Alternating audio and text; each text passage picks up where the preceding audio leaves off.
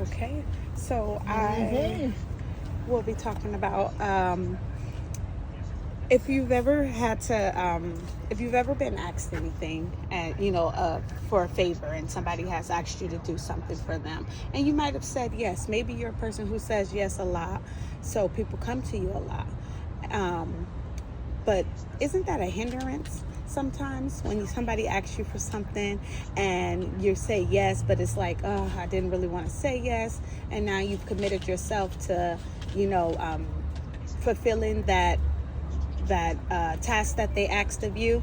So to help reduce stress in your life, you can say no, and saying no helps you helps you to relieve the stress in your life. And so knowing why they're stressed, because most of the time it's because people aren't willing to say no. And saying no is okay. Saying no doesn't make you a bad person. Saying no doesn't mean that you don't want to help someone. Saying no doesn't mean that you don't love someone. It is okay to say no. We tell our children no, but we still love them. So saying no is okay.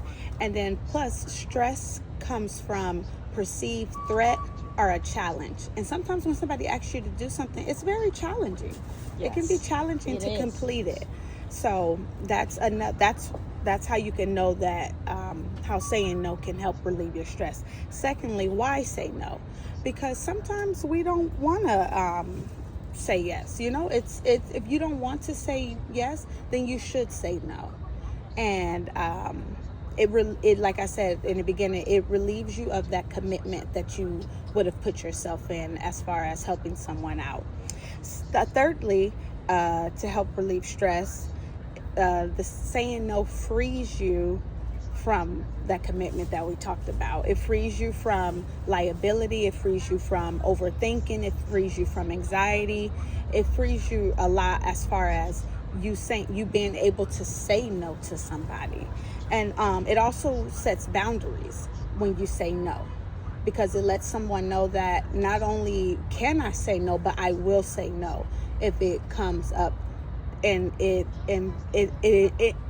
intrudes on what I have going on, that I will say no. And then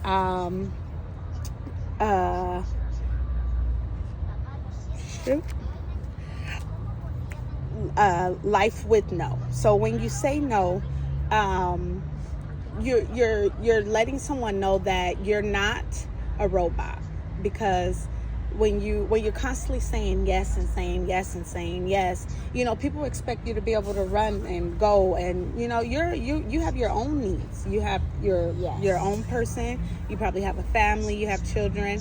You work. So you're not a robot. Sometimes you need whatever little time you have to relax for yourself. So that's what life with saying no would be like. And then also, when people ask you for your resources, they ask you for your time, they ask you for your talent, they ask you for your treasure. Sometimes people are asking you for money, and it's like, if you're constantly saying yes, then that becomes something that can put stress on you, because like I said, when you say yes, you're committing yourself to helping someone with their trouble and with their need.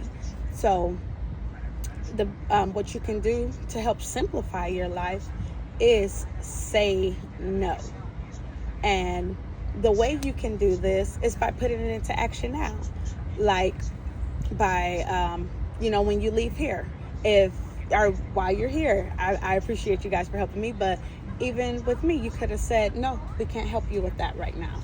So the next time someone is asking you for help, if you can't say yes, then say no, so you don't put that stress on your mind and on your body. So I've talked to you about why you should say no, that it's okay to say no, and how life could be with no, and that you're not required to say yes. And when you say no to someone, you be direct and you be very forthcoming. Tell them, hey, no, I can't do that right now. Because no one has ever asked you to explain why you said yes, so you don't have to explain why you're saying no.